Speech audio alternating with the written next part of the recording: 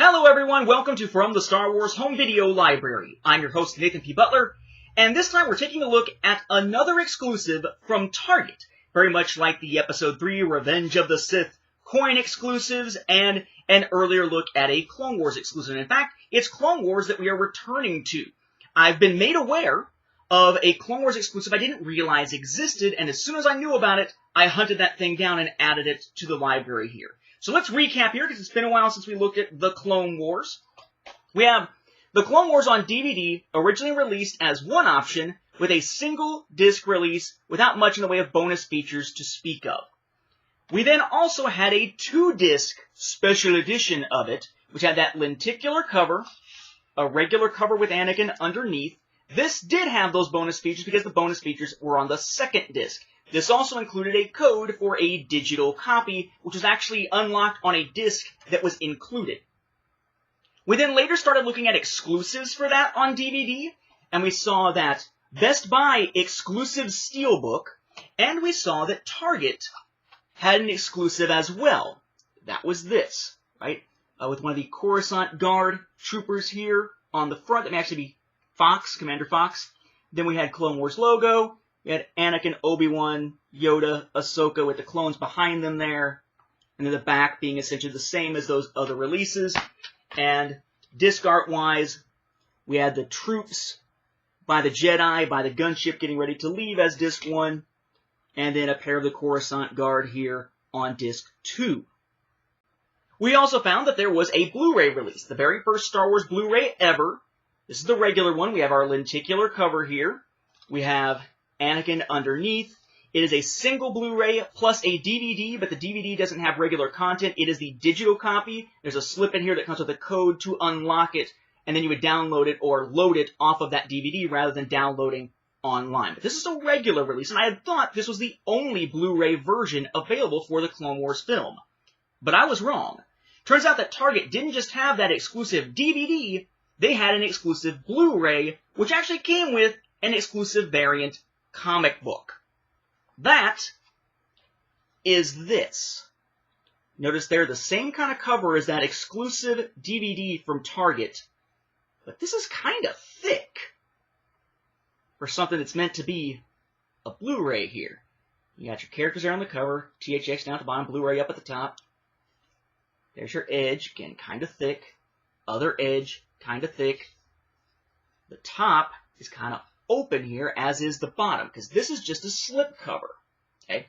Inside the slip cover are multiple items, but I'm going to scoot it just a little. Notice there's this little kind of chunk of cardboard here. This goes underneath the Blu-ray, so the Blu-ray top lines up with the top of this, and it still has something down to the bottom, so the bottom doesn't get crushed in. This is filling that space, kind of like in the Season 1 through 5 Collector's Edition box set of the Clone Wars for Blu-ray. They had a little styrofoam in there to do kind of the same thing, or how the old Betamax releases had the little cardboard piece in there so that it wasn't shuffling around all the time.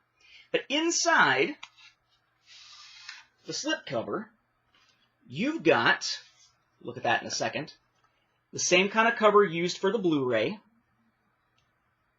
which of course begs the question, what does the disc look like? Well, you pop it open, build up some suspense here. We got the digital code sheet telling us how to unlock it. We got an important notice here about how, Blu-ray is manufactured to the highest possible quality. Update your firmware, blah, blah, blah. Inside, there's our digital copy disc, and, check it out, different art. This is the same art used for the Target exclusive DVD, which is different than the art that you find on the regular Blu-ray. So an exclusive looking disc, no exclusive content on the disc, the same digital copy disc, and packaging with different artwork on it. Plus that slipcover. But what was that other thing that I pulled out a second ago? Well, that was this. This is a Star Wars comic by Henry Gilroy called Shipyards of Doom. You may be aware of this. It's a Dark Horse Comics release. You may be aware that this is where they use that concept of, well, we're just going to put everybody in carbonite and slip past the enemy lines because they won't see any life readings or anything like that. What was originally meant to be for the Malevolence arc, They couldn't fit it in the Malevolence arc, so they put it in comic form as part of Shipyards of Doom by Gilroy, and then later Gilroy and company reused that concept in the Citadel arc with the episode The Citadel. So it winds up being weird because they're trying it for the first time twice in the Legends continuity, of which this is a part. Thankfully, in canon, the digests are gone. It's just the show, so it is a first time that really feels like a first time. They've left this kind of in some kind of weird flux as far as the Legends continuity goes of whether it counts or not. But those who are looking at this might be saying, wait, I've got Shipyards of Doom. I bought it from Dark Horse. I bought it from my comic shop. It doesn't look like this. You're right. This is an exclusive variant cover. Right? So we've got our member of the Coruscant Guard there. We've got Ahsoka. It says Shipyards of Doom. Sort of a reddish-orangish cover. You go to the inside. There's nothing that says anything special about whose cover art this is, any kind of special art. This is the kind of cartoony-looking stuff here.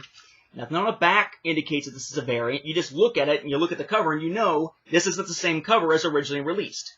The cover as originally released is this. This is how you probably know this best. Anakin, Obi-Wan, and Ahsoka drawn kind of odd right there on the cover. This is the first of the Clone Wars cartoon series digests released from Dark Horse Comics, which of course now does not have the Star Wars license anymore. Now the license rests with Marvel.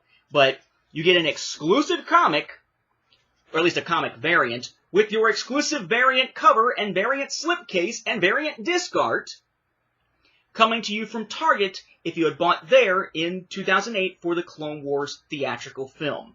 Another one of these nifty little retailer exclusives, something I'm not too happy about, the idea of retailer exclusive, but nifty to finally get my hands on it. Hadn't known it existed. Thank you very much to Brian Snook for reminding me that it existed. I must have seen it at the time and dismissed it, or seen it and having already bought the regular release from somewhere else, said forget it, don't want to get it. Now it's finally as part of the Star Wars library, and I wanted to share that with you. Thank you all for watching, and may the Force be with the home video viewers.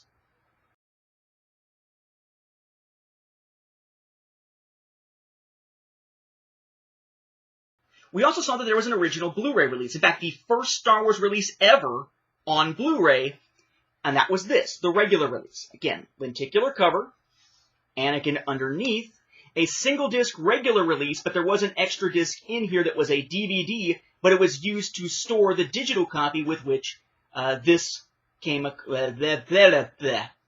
not sure what the hell I was trying to say or how I was trying to say that.